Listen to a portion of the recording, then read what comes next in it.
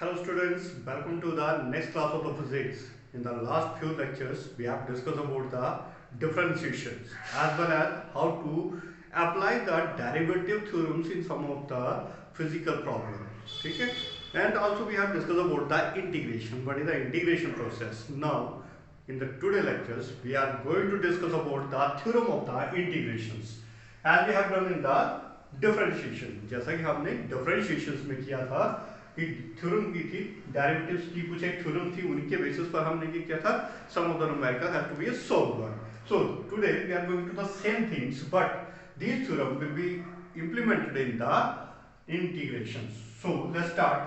So the first theorem is similar to that of the differentiation. जैसे हमने differentiation में पढ़ा था, what is the derivative of the x raised to power n? So that was the n x raised to power n minus 1. In the similar manner, what is the integration? This symbol is called as the integration symbol. ठीक है?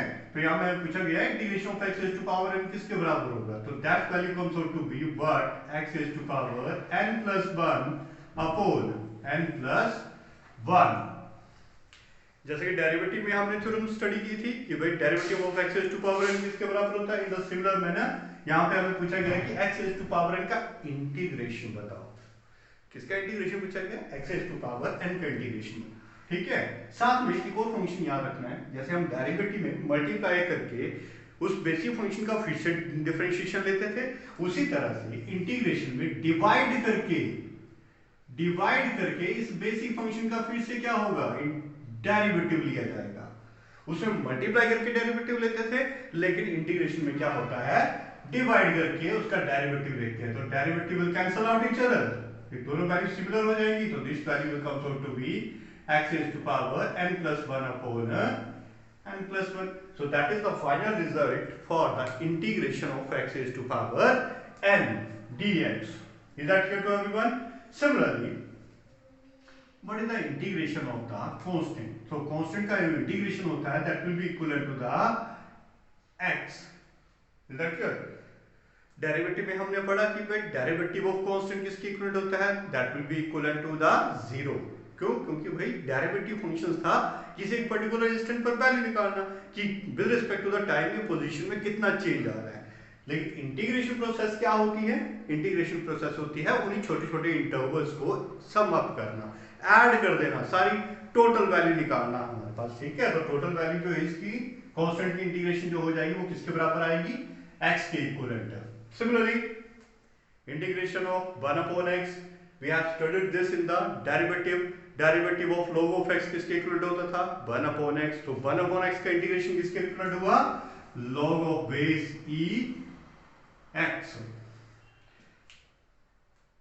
Here is the question arises, why we are writing this like that of the differentiation? Because the integration process is inverse process of the derivative.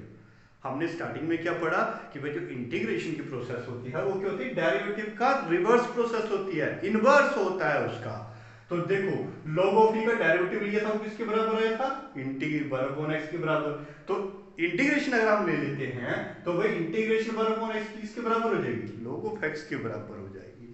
Same है. ठीक है. Next आया था हमारे पास integration of e raised to power x. तो integration of e raised to power x e raised to power x के ही equivalent होगी, क्योंकि डेरिवेटिव भी तो सेम बाई तो था.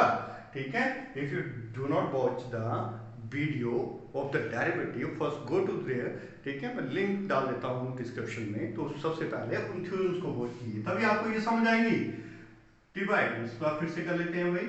अगर ये function e raised to power x है, x की जगह कोई और भी कांस्टेंट वेरिएबल फंक्शन आ सकता है, तो इसको हमें क्या करना पड़ता है? फिर से डिवाइड करके डेरिवेटिव लेना पड़ता है इसी बेसिक फंक्शन का. तो फिर से हम डेरिवेटिव लिए कैंसिल आउट हो जाएगा, तो किसके बराबर ही रहेगी वैल्यू?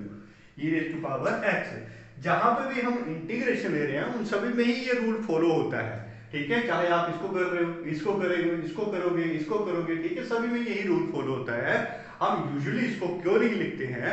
क्योंकि ये वैल्यू कट करके किसकी इक्विवेलेंट हो जाती है? 1 के इक्विवेलेंट हो जाती है. That's why we are writing here as only the e raised to power x. और यहाँ पे हमने क्या लिखा? log of e x. यहाँ पे भी वही सेम प्रोसेस होनी थी. डिवाइड करके क्या करना था? डेरिवेटिव लेना था x का. ठीक है. अब आ जाता है भाई हमारे पास क्या? ट्रिग्नोमेट्रिक फंक्शंस की इंटीग्रेशन बताओ. जैसे हमने डेरिवेटिव के केस में ट्रिग्नोमेट्रिक फंक्शंस के डेरिवेटिव देखे थे, उसी तरह से इंटीग्रेशन में भी ट्रिग्नोमेट्रिक फंक्शंस होते हैं। ठीक है, integration of sine of x किसके बराबर होता है? ये होगा हमारे पास minus of cos of x, और integration of cos of x किसके बराबर होगा? साइन ऑफ एक्स के इक्वल हो जाएगा। ठीक है,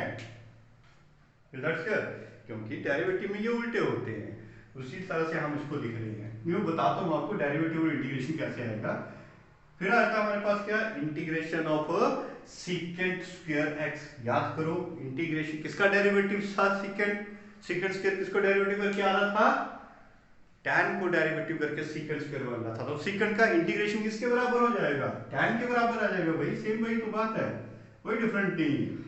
ठीक है, इसमें भी सेम वही क्वांटिटी की जाती है, डिवाइड करके क्या करते हैं हम यहाँ पे डेरिवेटिव लेते हैं dx अपॉन dx, बट ये कैंसिल आउट हो जाता है तो इसको लिखा नहीं जाता है। ठीक है, इन केस अगर यहाँ पे x की जगह कोई और फंक्शन होगा, जैसे हम इसको न्यूमेरिकल पर्पसेस में देखेंगे तो वहां पे हम इसको डिस्कस करेंगे डिटेल में। क्लियर बात है? तो ये सिंपल sin x ही लिखा जाता है। तो यहाँ पे क्या लिखा जाएगा? tan of x। यहाँ पे भी डेरिवेटिव फंक्शन डिवाइड करके ही आएगा। Is that clear? ठीक है, बट हम सिंपली इसको ऐसे लिख लेते हैं। उसी तरह से हमारे पास फंक्शन आता है भाई, what is the value of the cosecant square x? Have you remember this derivative? अरे डेरिवेटिव याद रखो, कोई इंटीग्रेशन कोई प्रॉब्लम नहीं आएगी। डेरिवेटिव की ट्रिग्नोमेट्रिक थ्योरम याद है या दूसरी सिंपल थ्योरम याद है तो आप इन सभी को बड़े आराम से कैलकुलेट कर लोगे। ठीक है, तो ये किसके बराबर होता था? Minus of cot of x के इक्विवेलेंट आएगा। ये किसके इक्विवेलेंट आवा? Minus of cot of x के इक्विवेलेंट आता है। Is that clear? फिर वही आती है हमारे पास secant x tan x। Secant x tan x किसके बराबर होगा हमारे पास अब यहाँ पे? ठीक है, that will comes out to be what? secant x। Is that clear? ठीक है, तो these theorems are very important, तो इनको अच्छे से पढ़ना, ध्यान से पढ़ना। ये सारी theorems जो आपकी थ्रू आउट द फिजिक्स में यूज की जाएंगी हमारे पास। ठीक है, ये तो जस्ट हमारे पास अभी हम क्या कर रहे हैं, मैथमेटिकल टूल्स देख रहे हैं। फिजिक्स तो अभी हमने स्टार्ट ही नहीं की है। This is the zero chapter, and zero chapter mainly include the formulas or some of the mathematical tools which we use in the throughout the physics। ठीक है, तो this one is the secant x tan x। किसके equivalent होगा? secant x के equivalent आता है। Next आता है हमारे पास क्या? cosecant x cot x की इंटीग्रेशन। तो याद करो भाई, cosecant x cot x किसको इंटीग्रेट करके आया था? नेगेटिव में आया था ये, याद करो। कोट कोट डेरिवेटिव होता है ये। ठीक है, तो ये बनेगा minus of cot of x की इक्विवेलेंट होगा ये। क्लियर बात है? यहाँ पे दो डिफरेंट थोड़े से फंक्शन आते हैं, tan x और cot x का इंटीग्रेशन। ठीक है, तो यहाँ पे क्या करना है आप लोगों ने, ये जो दो फंक्शन है ये बड़े रेयरली यूज होते हैं, बट याद रखने आपने ये किसके इक्विवेलेंट होते हैं। जैसे tan x जो होगा हमारे पास किसके इक्विवेलेंट होगा? Minus of log of base e into sine of x के इक्विवेलेंट होता है। तो ये सिंपल सा फंक्शन आप लोगों ने याद रखना है, ये किसके इक्विवेलेंट होता है। Similarly the cot of x integration, बताओ भाई कोट x की इंटीग्रेशन किसके इक्विवेलेंट होगी। और ये सारे के सारे इंटीग्रेशन आप इसमें पढ़ोगे, मैथमेटिक्स में पढ़ोगे डिटेल में, सारा इसका एक चैप्टर ही है। तो कोट ऑफ x की इंटीग्रेशन होती है हमारे पास log of base e x into sine of x के इक्विवेलेंट होती है। ठीक है, is that clear?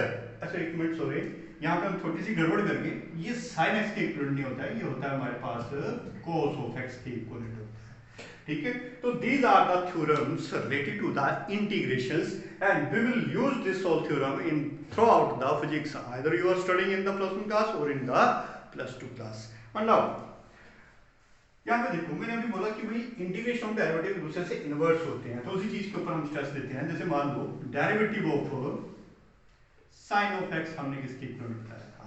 Derivative of sign x होता है cos ऑफ x के इक्विवेलेंट। किसके इक्विवेलेंट होता है? cos ऑफ x के इक्विवेलेंट। अगर डेरिवेटिव थ्योरम आपने पढ़ी है तो वहां पे हमने ये सारी स्पेसिफाइड की हुई है। क्लियर बात है? अब देखो यहाँ पे if I apply the integration, मुझे फाइंड आउट करना है भाई इंटीग्रेशन बताओ कितनी होगी, तो मैं करता हूँ इन दोनों की तरफ इंटीग्रेशन अप्लाई कर देता हूँ। और इंटीग्रेशंस में हमने पढ़ा था कि भाई इंटीग्रेशन जो प्रोसेस होती है that was the inverse process of the differentiation. तो ये डेरिवेटिव और इंटीग्रेशन एक दूसरे को कर देती है, कैंसल आउट कर देती है, क्योंकि एक दूसरे से इनवर्स होती है। तो बचा क्या फिर भाई मेरे पास यहाँ पे, मेरे पास बचा sine of x is equal to integration of cos of x dx। ठीक है, तो यहाँ पे भी देख लो भाई, हमने cos ऑफ x की इंटीग्रेशन किसके बराबर थी, sin ऑफ x के इक्विवेलेंट थी। Is that clear? ठीक है, किसके बराबर थी, sin ऑफ x के इक्विवेलेंट। तो यही तो है, डेरिवेटिव का ही उल्टा तो बनाएंगे, cos x डेरिवेटिव का ही इनवर्स प्रोसेस होती है। तो here we write it as like this. किसी भी प्रोसेस को उठा के देख लो, ठीक है, डेरिवेटिव लिखो उसका। डेरिवेटिव अगर आपको याद होगा, दोनों तरफ इंटीग्रेशन का अप्लाई कर दो तो उसको कैंसिल आउट करके आपके पास इंटीग्रेशन की वैल्यू मिल जाएगी। So all this about the theorems of the integration, जो हम लोग मेनली यूज करेंगे through out the physics. Clear बात है सर?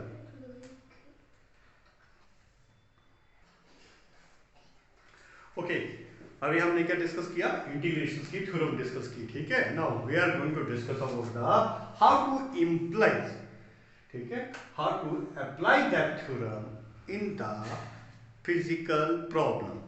जो हमारे पास फिजिकल प्रॉब्लम्स आती हैं उनमें हम कैसे इन थ्योरम्स का अप्लाई करते हैं और कैसे इन फिजिकल प्रॉब्लम्स को सोल्व किया जाता है। तो here we have the one problem given in the board, sorry, here we not come to you why we have asked to solve that problem. What is the problem? Find the integration of 3x square plus cos 5x plus e raised to power 2x plus 3। मैंने क्या किया, ये सारी की सारी जितने भी theorems जो थी, ठीक है, उनका थोड़ा मिक्सअप कर दिया हो ताकि आप हर एक पार्ट को टच कर सको। जितनी भी थ्योरम्स आती है उन सभी को हम टच कर सकें। क्लियर है बात? तो हमें यहाँ पे इंटीग्रेशन फाइंड आउट करने के लिए बोला गया। तो how we will find the integration? तो यहाँ पे लिखेंगे integrating above equation, integrating above equation. Integrate कर देते हैं, तो इंटीग्रेशन प्रोसेस क्या होती है, integration of 3x square plus cos of 5x plus e raised to power 2x plus of 3। Close कर दो in the derivative। That is the smaller functions. Without that small interval value, you cannot solve any kind of the integrations। ठीक है, integration को solve करने के लिए आपको ये छोटा सा इंटरवल का होना is the most more important। Clear बात? तो जैसे हम डेरिवेटिव को ओपन कर रहे थे, ब्रैकेट से ओपन कर रहे थे, तो डेरिवेटिव क्या होता है, इक्वली डिस्ट्रीब्यूट हो रहा था हर एक फंक्शन के साथ। इन द सिमिलर मैनर यहाँ पे भी क्या होगा, हमारे पास ये जो इंटीग्रेशन फंक्शन है ये इक्वली डिस्ट्रीब्यूट किया जाएगा किसके साथ, हर एक फंक्शन के साथ, into dx। Integration of cos of 5x into dx, integration of e raise to power 2x into dx, integration of 3 into dx। Open कर दी। ये जो हम इंटीग्रेशंस कर रहे हैं, ये इंटीग्रेशंस को बोला जाता है इम्प्रॉपर इंटीग्रेशंस। ठीक है, एक प्रॉपर इंटीग्रेशन के बारे में पढ़ेंगे, उसके बारे में हम बाद में डिस्कस करेंगे कि what is the proper integration, what is the improper integration. Is that clear? तो रियल टाइम प्रॉब्लम को सोल्व करने के लिए हम इन इंटीग्रेशंस का यूज करते हैं। ज्यादातर हमारे पास प्रॉपर या फिर इम्प्रॉपर इंटीग्रेशन यूज किया जाता है। अब यहाँ पे देखो, इसको हम सोल्व कैसे करते हैं। देखो सीधे मैंने एक लॉजिक आपको बताया था, whenever the constant and the variables comes together, you have to take out the constant from the derivative as well as the, in the similar manner we will take out the constant from the integrations। तो यहाँ पे भी same वही काम किया जाएगा। तो यहाँ पे क्या आएगा भाई, इंटीग्रेशंस को, सॉरी इंटीग्रेशन से बाहर निकाल दिया इसको, अंदर बचा x square into dx plus यहाँ पे कोई कांस्टेंट नहीं है। तो बताओ, अभी हमने जो थ्योरम स्टडी की, तो integration of cos of x किसके इक्विवेलेंट था? ठीक है, हम cos x की बात कर रहे हैं। सिंपली किसकी बात करेंगे, cos ऑफ x की बात करते हैं। तो cos x जो होता था हमारे पास किसके इक्विवेलेंट होता था, sin ऑफ x के बराबर, sin ऑफ x। अब यहाँ पे देखो भाई, x की जगह हमारे पास फंक्शन क्या है, 5x है। कितना है फंक्शन, 5x। तो x ना लिखते हुए हम यहाँ पे क्या लिखेंगे, 5x। Now remember the things, the which one is the most important one? क्या बोला था मैंने? फिर हम क्या करते हैं, इंटीग्रेशन सोल्व करने के बाद बेसिक फंक्शन, ये जो वेरिएबल फंक्शंस है हमारे पास, इसका क्या करते हैं, डिवाइड करके डिफरेंशिएशन लेते हैं। तो डेरिवेटिव ऑफ व्हाट, 5x, ये आ गया हमारे पास क्या, डेरिवेटिव, डिवाइड करके डेरिवेटिव लिया इसका। ठीक है, that is the basic function और rule for the solving the integration. Plus इसमें कोई कांस्टेंट और वेरिएबल नहीं आ रहा, क्या बना e raise to power x। e raise to power x की इंटीग्रेशन पढ़ी हमने थोड़ी देर पहले, किसके बराबर होती है, e raise to power x is equal to e raise to power x, वही उसी के इक्विवेलेंट रहती है। तो यहाँ पे हमारे पास वैल्यू बन जाएगी 2x डिवाइड, रूल है ना ये हमारे पास, कोई भी इंटीग्रेशन सॉल्व कर रहे हैं तो जो फंक्शंस होता है, वेरिएबल फंक्शन जो होता है उसका फिर से डिफरेंशिएशन किया जाता है डिवाइड करके। तो derivative of not e raised to power, here the variable function is 2x, है हमारे पास वेरिएबल फंक्शन 2x है, ठीक है, प्लस हो भाई 3 कांस्टेंट है, 3 हम बाहर निकाल लेते हैं, या इंटीग्रेशन ऑफ कांस्टेंट हमने पढ़ी किसके बराबर होती है, जब हमारे पास इंटीग्रेशन कांस्टेंट आता है तो इंटीग्रेशन कांस्टेंट x की इक्विवेलेंट होती है। तो यहाँ पे हमारे पास क्या आ जाएगा, x आ जाएगा, ठीक है। तो यहाँ पे हमें डिवाइड नहीं करना पड़ेगा क्योंकि ये स्पेसिफाइड वैल्यू है हमारे पास, स्पेसिफाइड फंक्शन है कि डायरेक्ट इंटीग्रेशन जो भी आता है कांस्टेंट का वो x के इक्विवेलेंट हो जाता है, ठीक है। अब यहाँ पे बात करते हैं भाई, हम यहाँ पे हमारे पास थ्योरम कौन सी अप्लाई हो रही है, x की पावर 2 आ रही है। तो x की पावर 2 को सोल्व करने के लिए हमारे पास इंटीग्रेशन का एक रूल है, क्या रूल है वो, x की पावर n जिसके बराबर होता है x n+1 अपॉन n+1, पढ़ा ना भी हमने, थ्योरम पढ़ी, तो उसी के बेस पर इसको ओपन करते हैं। तो ये बनेगा 3 और यहाँ पे बनेगा x की पावर n+1, सॉरी n+1 की जगह हम क्या लिखेंगे, पावर कितनी है भाई 2 है, 2+1 अपॉन 2+1 इनटू डिवाइड करके, नॉट मल्टीप्लाई करके, ठीक है, डिवाइड करके डेरिवेटिव लोगे आप किसका, डेरिवेटिव लोगे आप इस बेसिक फंक्शन का, ये ठीक है, प्लस यहाँ पे साइन ऑफ 5x ऐसा डिवाइड किया। अब डेरिवेटिव के रूल के ऊपर चले जाओ, मैंने क्या बोला था, जब भी आपके पास कोई कांस्टेंट क्वांटिटी और वेरिएबल एक साथ मल्टीप्लाई होके आते हैं तो भाई आप कांस्टेंट को बाहर निकाल देते हो, तो कांस्टेंट बाहर आ गया, 5 बाहर आ गया डेरिवेटिव से, तो डेरिवेटिव किसका बचा, x का बचा, ठीक है, plus e raise to power of 2x upon, यहाँ पे भी सेम भाई काम हो रहा था, 2 कांस्टेंट है बाहर आ गया, तो डेरिवेटिव किसका, x का, और ये तो सोल्व हो चुका है, इसको सिंपल है ऐसा लिख दो, ठीक है।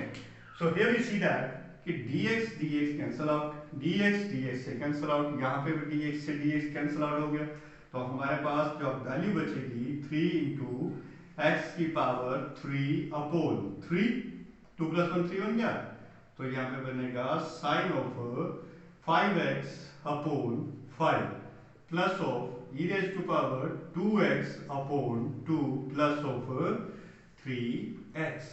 So finally we have the answer, that is x power 3 plus 5, not 5 sorry, is a sine, कितना है, sine of 5x upon 5 plus of e raised to power 2x upon 2 plus of 3x. So that is the integration of the above function. ये integration जो है किसकी आई हमारे पास, इस function की integration को सॉल्व किया हमने यहाँ पे, इज दैट क्लियर, ठीक है। तो इस न्यूमेरिकल में हमने क्या किया, ज़्यादा से ज़्यादा हमने उन थ्योरम्स को इंक्लूड करके जो बेसिकली ज़्यादातर यूज होती हैं यहाँ पे, ठीक है। इसको हम थोड़ी प्रैक्टिस करेंगे तो आप लोग इसको सोल्व करना सीख जाओगे, बट रिमेंबर द थिंग्स, जब तक आप खुद प्रैक्टिस नहीं करोगे you never get that solutions, is that clear. क्योंकि इसमें छोटी छोटी बातों का थोड़ा खास करके ध्यान रखना पड़ता है, कहाँ पे हम डेरिवेटिव ले रहे हैं, कैसे हम उसको सोल्व कर रहे हैं, तो इन सभी में साथ साथ में डेरिवेटिव्स का भी ज़्यादातर इन्वॉल्वमेंट होगा।